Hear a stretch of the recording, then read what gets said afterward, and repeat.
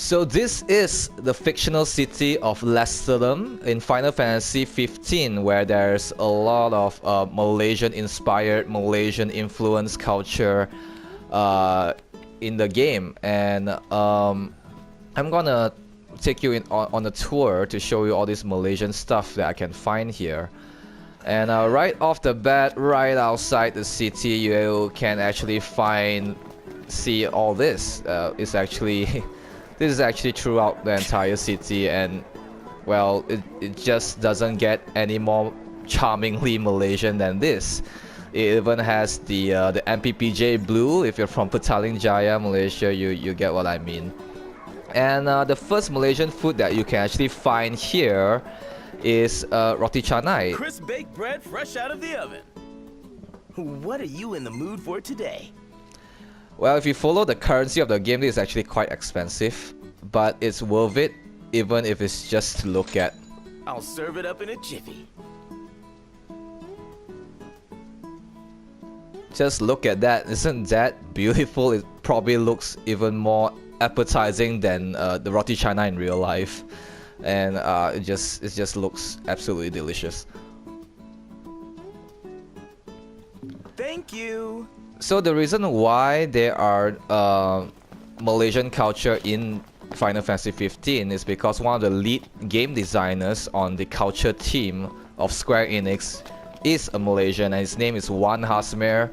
He's the one who proposed to put in all this Malaysian stuff, you know. He even tried to put in Orang Minyak and Pontianak. Unfortunately, those didn't get in. But fortunately, other cultures and food from Malaysia did get into the game. I'm going to show you more later. And you can actually find all these kind of very familiar brands and product placement in the game, but I don't think this planet is actually Earth, so it's kind of odd if you ask me to see all these brands and product placements. Anyway, right at the entrance of the city, you can see this very familiar kind of stall. It's a satay stall. So if you talk to the guy, he'll let you try one stick of satay. Try one of these. Okay. Good, right? Yeah. It's good. Then come again and tell You all your friends. can't actually order a satay, but when you talk to that guy for the first time, I think it did inspire the character Ignis to come up with a new recipe. If you're playing the game, you probably get what I mean already. I mean, it's like this all the way. Apparently there's also paos, as in buns, in the game, but I don't think I noticed it yet. The architecture of the city is actually very Cuban-ish, and the market that you see later is actually very Middle Eastern inspired. But you do see a lot of very Malaysian-ish culture in the city. It's very diverse. More Malaysian charm for you there. Let me take a screenshot. Okay. According to Wan Hasmer at the local Malaysian launch of the game recently, I think he also mentioned this hotel. The architecture is inspired by the colonial elements in Taiping, Perak, Malaysia, which is very cool. It actually looks like a 5-star hotel, if you ask me.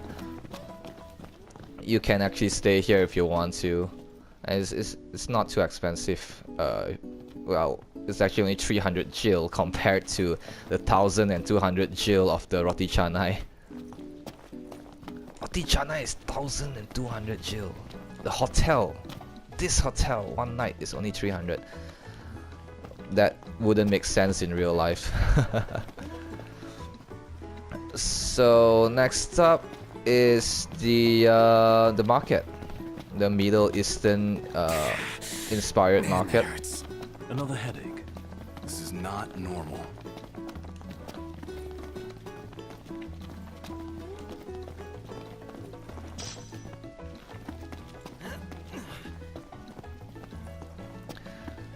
So this city is actually quite huge. I actually got lost the first time I got here. At the end of this market, you actually find a very mamak-like stall. And this very Malaysian looking dude. Hey bang, teh tarik satu please. You can actually see this fella here making teh tarik forever. And according to one housemate, it took them a lot of time and effort to animate the motion and the action of the tea pooling. And it is very interesting and very amusing to see these little details and the efforts that they actually put in for little things like this, because it doesn't even affect the story or the game at all. And I think this is probably one of the reasons why it took them 10 years to make. And I think it's worth the wait so far. This is only actually very early in the game. It's still like chapter 2.